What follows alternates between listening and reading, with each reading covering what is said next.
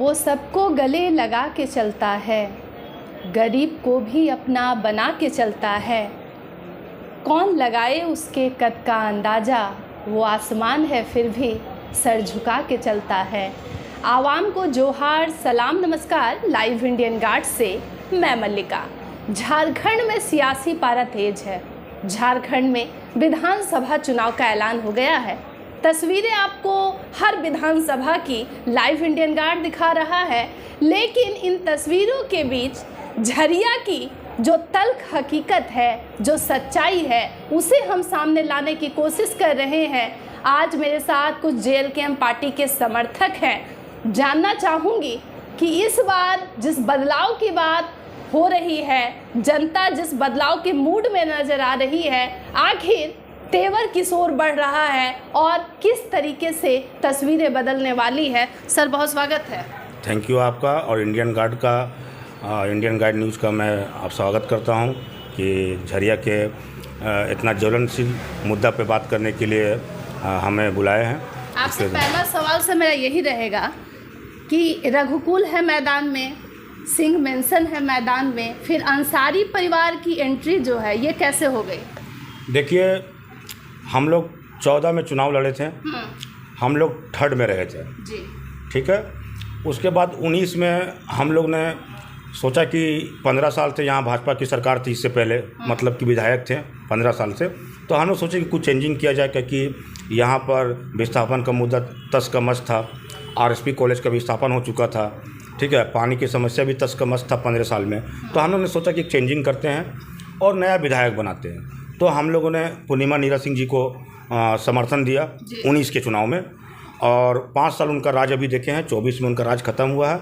समस्या झरिया का वही रह गया है, जिसके कारण हम लोगों ने अपने आदरणीय नेता रुस्तम अंसारी जी को आग्रह किया कि आप चुनाव में आइए और झरिया का भविष्य आप ही चेंज कर सकते हैं। तो समर्थन जो उस वक्त दिए थे, अब अफसोस हो रहा है कि गलत को समर्थन मतलब बहुत अफसोस हो रहा है। जनता को जवाब देने के नहीं बन रहा है हम लोगों की, किस मुंह से हम लोग अब जनता के पास जाए, मगर जनता को समझा रहे हैं हम लोग कि हम लोग से गलती हुई थी। सर, झारखंड में जब भी चुनाव की बात होती है तो लोगों की समझ है कि JMM कांग्रेस गठबंधन की BJP आजसू है। इसके अलावा किसी अन्य दलों को सोचा भी नहीं जा रहा था।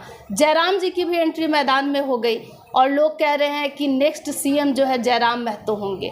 आपको क्या लगता है कि जयराम महतो में CM बनने की क्वालिटी है? बिल्कुल, हमको लगता है कि अभी झारखंड में जितने भी बड़े नेता हैं, जितना क्लियर सोच उनको झारखंड को लेकर है, उनका क्लियर सोच किसी में नहीं है। ना सुदेश महतो में जी में है, ना हेमंत दा में है, ना ही बाबूलाल जी में है। जिस तरह वो नियोजन नीति की बात करते हैं, जिस तरह स्थानीय नीति की बात करते हैं, वैसा क्लियर सोच अभी आपको नेता में नहीं मिलता है। तो निश्चित रूप से आने वाले समय में हम उन्हें जयराम महतो को CM के रूप में देखेंगे। पूर्णिमा मैडम के समर्थक कहते हैं कि वो गरीबों की मसीहा है। झरिया को उन्होंने एकदम सुंदर बना दिया है, रहने लायक बना दिया है। तो आप लोग नाराज क्यों हैं विधायक जी से? देखिए, इसमें गरीबों का मसीहा तो है नहीं, ठीक है। वो बोलती हैं, उनके समर्थक बोलते होंगे, समर्थक है। मैं उनकी 5 बातों को आपको बता देना चाहता हूँ। पहला बात कि वो बोलती हैं कि मैंने RSP कॉलेज वापस ले आया। मैं आपके मीडिया के माध्यम से झरिया की जनता को बताना चाहता हूँ कि RSP कॉलेज का आंदोलन हम लोगों ने लगभग 10 साल लड़ा, जिसमें मैं खुद 27 दिन जेल में गया हूँ आंदोलन के दौरान। RSP कॉलेज का मैं छात्र संघ का अध्यक्ष था एक समय में, तो उस समय जेल गया था। तो मैडम तो कागज़ के रूप में कॉलेज लाई हैं, ज़मीनी रूप में काम नहीं हुआ है, पहला काम। दूसरा विस्थापन की जो स्थिति है, मैडम के कार्यकाल में और बढ़ता चला गया विस्थापन।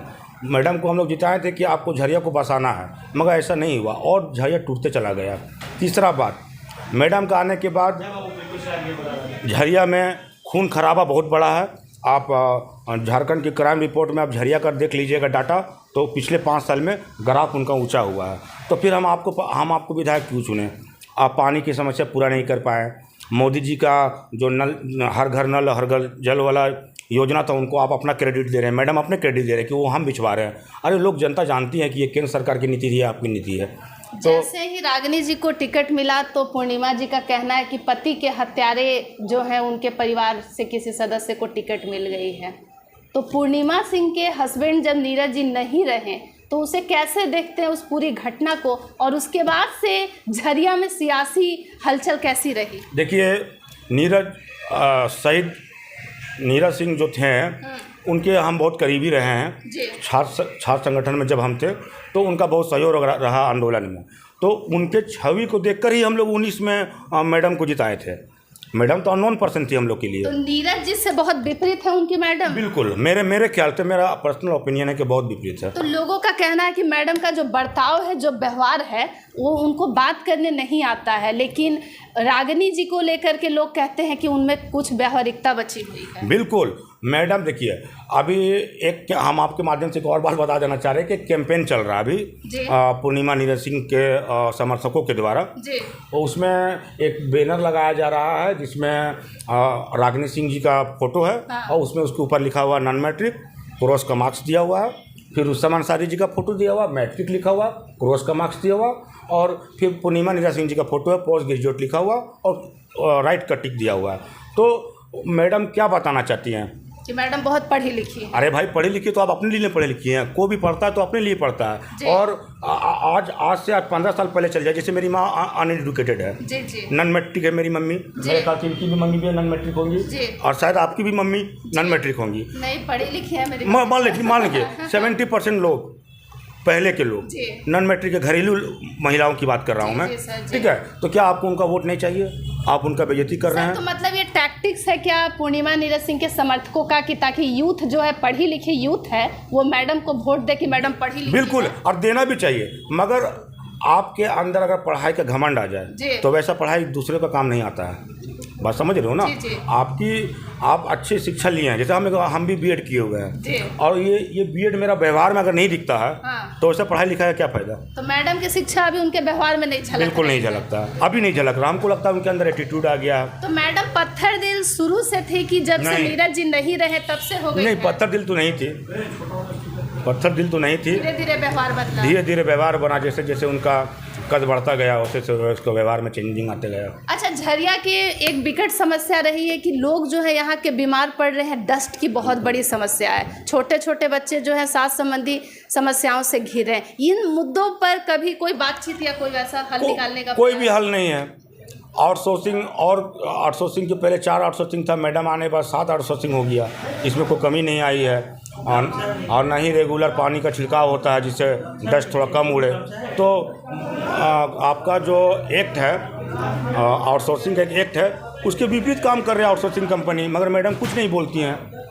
तो हम लोग तो जान रहे हैं कि उनकी मिली भगत है कंपनियों के साथ। आपने बताया कि झरिया में अपराध की घटनाएं बढ़ गई हैं, तो मैडम के सह का नतीजा है या फिर पहले से ही झरिया का मिजाज ऐसा रहा है? देखिए, झरिया का मिजाज तो रहा है ऐसा, रक्त रंजिश हुआ है यहाँ पर, मगर एक विधायक को ये ड्यूटी होता है कि लॉ एंड ऑर्डर को कंट्रोल करे। मैं ये नहीं बोल रहा हूँ कि मैडम का सह में हो रहा है, मगर लॉ एंड कंट्रोल का आपको दायित्व दिया गया था जनता के द्वारा, तो उसको कम करना आपका दायित्व था, ठीक है? क्योंकि पुलिस राज्य सरकार के अंदर आती है, आप इंडियन गठबंधन में थे, तो आपने ग्राफ को कम नहीं किया। अच्छा सर, मेंशन और रघुकुल का क्या ये प्रोपेगेंडा है कि वो कहते हैं हमारी भाभी मैदान में उतरी है? आधा लोग कह रहे पूर्णिमा भाभी, दूसरी और रागिनी भाभी। एक बहुत फेमस फिल्म आया था जी, ठीक है? उस फिल्म में एक डायलॉग था गोविंदा जी का कि जो चाचा है वही भतीजा है, और जो भतीजा है वही चाचा है जी। एक ही घर में एक भाभी वो जीतेंगी, एक भाभी ये जीतेंगी। जनता ठगा हुआ महसूस कर रहा है। दोनों तो अपनी अपनी गोतनी है।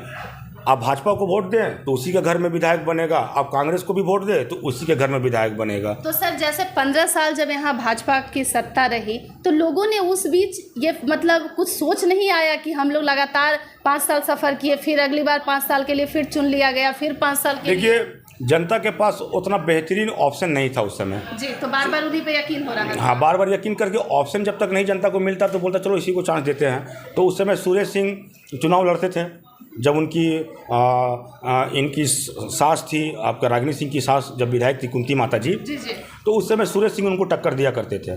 तो सुरेश सिंह की भी हत्या कर दिया। हत्या कौन किया?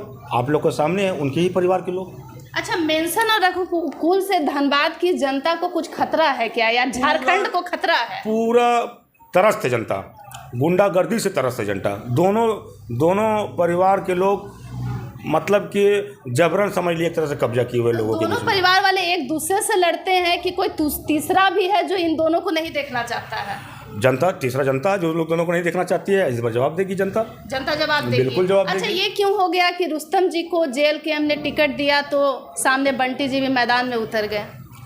देखिए, हम लोग का डिमांड था, हम युवाओं का डिमांड था कि बंटू बाबू चुनाव लड़े, जी ठीक है जी। क्या कि जिस तरह से पिछले 4-5 सालों में बंटी बाबू का ग्राफ बढ़ा है झरिया में, लोगों के बीच में वो रहे हैं, काम किए हैं, तो हम लोग का मांग था कि उनको टिकट दिया जाए। चूँकि पार्टी को लगा होगा कि mister Rustam Ansari is better than Bunty Ansari, तो पार्टी का निर्णय था कि नहीं, रुस्तम अंसारी को ही मौका दिया जाए।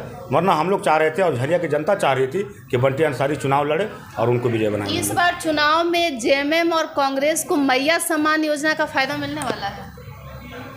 देखिए, मैया योजना का तो कुछ फ़ायदा मिलेगा जो फैक्ट है, जी जी, ठीक है, मगर उतना असर नहीं होगा क्योंकि झरिया पूरे झारखंड के भूगोल में जी झरिया अलग समस्या से जूझता है, बात समझिए, ठीक है। यहाँ रोजी रोटी की समस्या तो है ही, उसके अलावा आपका प्रदूषण का, यहाँ 8 साल का बच्चा बीमारी लेके पैदा होता है, बात समझ रहे डस्ट से, तो ये समस्या है। तो उसमें 1000 का मैया योजना उतना फर्क नहीं डालेगा जितना मूल सुविधा के लिए आदमी लोग वोट करेगा इस बार। झरिया की जनता जो है इस बार रुस्तम अंसारी जी को लाने के मूड में है?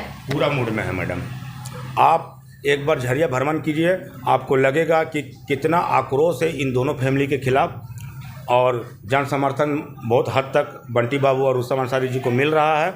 हम लोग भी प्रयास कर रहे हैं, युवा साथ जुड़ रहे हैं, इंशाअल्लाह जीत हम लोग को होगी इस बार। अच्छा सर, एक चीज़ मुझे बताइएगा, रघुकुल और सिंह मेंशन लोगों के लिए अक्सर उनका कहना है कि कोई ना कोई एक जीतेगा, तो वोटर्स भी घर में बैठ जाते हैं। झरिया के एटमॉस्फेयर में चुनाव के अगले दिन तक, मतलब पिछले वाले दिन तक, क्या इधर भी लोगों को गिफ्ट ऑफर किया जाता है या पैसा देकर, शराब देकर वोटर्स को अट्रैक्ट किया जाता है? देखिए, बहुत बेहतरीन क्वेश्चन था ये आपका।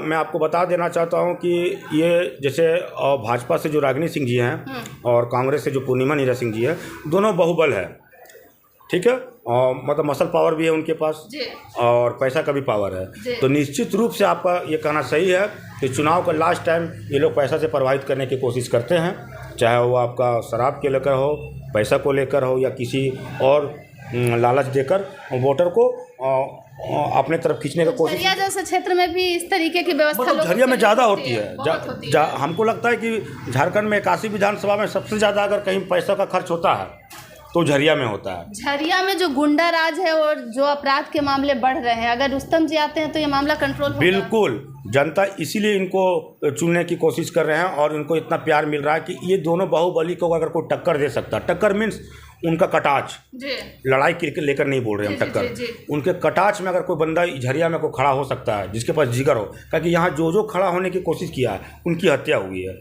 सुरेश सिंह चुनाव लड़े थे, कुंती माता से वो मात्र 3000 वोट से हारे थे, 3000 लमसम था, ठीक है, उसके बाद उनकी हत्या हो जाती है। ऐसा तो नहीं कि रुस्तम अंसारी सिर्फ अपने कौम की रहनुमाई के लिए फील्ड में? बिल्कुल नहीं। जेलेकेम पार्टी से वो चुनाव लड़ रहे हैं और जेलेकेम का साफ कहना है कि हम लोग झारखंड के लिए चुनाव लड़ते हैं और झारखंड के लोगों के लिए चुनाव लड़ रहे हैं। जल जंगल ज़मीन की लड़ाई है हमारी, इसलिए किसी एक कौम के लिए लड़ाई नहीं है हमारी। सोशल मीडिया में ट्रेंड कर रहा है जो बटेंगे वो कटेंगे, किसके लिए? बिल्कुल सही बोल रहे हैं। हम योगी जी ये भाषण दे के गए हैं बड़का गांव में अभी कि जो बटेंगे वो कटेंगे। इसीलिए मैं झरिया वासियों से ये कहना चाहता हूँ आपके न्यूज़ के माध्यम से कि प्लीज़ आप लोग बटे नहीं तो ये दोनों खानदान आपको काटेंगे। कभी ऐसा लगा था कि जेल के से झरिया जैसे हॉट सीट पर किसी मुस्लिम नेता को टिकट मिले? बिल्कुल नहीं सोचे थे। ये जयराम महतो का बहुत दूर का सोच है, उनका सैल्यूट है उनको कि किसी मुस्लिम प्रत्याशी को यहाँ का हॉट सीट में जगह दिए हैं और उनका 11 तारीख को यहाँ पर सभा भी है, तो वो आएंगे, अपने बातों को रखेंगे और उनका शुक्रिया अदा है कि एक ऐसे प्रत्याशी को दिया है जो क्लीन है, उनके पास एक भी केस नहीं है, ठीक है, और ये दोनों परिवार को लड़ने के लिए काफ़ी है। बंटी जी पर केस की तो चर्चा होती है। देखिए, अब आप हम पहले बोल चुके थे, आप किसके खिलाफ लड़ रहे हैं? मसल पावर के खिलाफ लड़ रहे हैं। पिछले 5 साल में बंटी बाबू ने जिस तरह से लोगों के बीच में आया है, तो उन लोग बंटी बाबू को फंसाने का कोशिश किया बहुत अच्छा, सारे केस मसल में। पावर पैसा पावर के बीच में अंसारी परिवार जो है उसके पास क्या है? पैसा है कि इनके आप लोगों के पास जनबल है? जयराम जी को जनता का प्यार मिल रहा हम है? लोग के पास जनबल है, हम लोग के पास मुद्दा है। इस मुद्दा को लेके हम लोगों के बीच जा मुद्दा रहे हैं। है, मुद्रा नहीं है। मुद्रा नहीं है, बस देख लीजिए कि आप हम लोग 2 4 5 गाड़ी में ही घूम पा रहे हैं, 2 गाड़ी 3 गाड़ी पे ही घूम पा रहे हैं। प्रचार कैसा चल रहा है? जनसंपर्क कैसा चल बहुत रहा है? बढ़िया चल रहा है। लोग खुद से हमें बुला रहे हैं, हम लोगों को बुला रहे हैं, हमारे प्रत्याशी को बुला रहे हैं, खुद से खर्चा कर रहे हैं, हम लोगों को खर्चा नहीं हो रहा है। आपको लग रहा है कि अब झरिया में बदलाव की जरूरत है? बिल्कुल ज़रूरत है। झरिया में अब बदलाव नहीं हुआ तो कभी नहीं हो पाएगा। धन्यवाद सर। आप सुन रहे हैं, लोग हैं विचार साझा कर रहे हैं, लेकिन झरिया में कई ऐसी समस्याएं हैं जो लोगों के गले की फांस बनी हुई है। लेकिन फिर भी आप ज़रूर बताइएगा कि कोई ऐसा मुद्दा या कोई ऐसा सब्जेक्ट रह गया हो।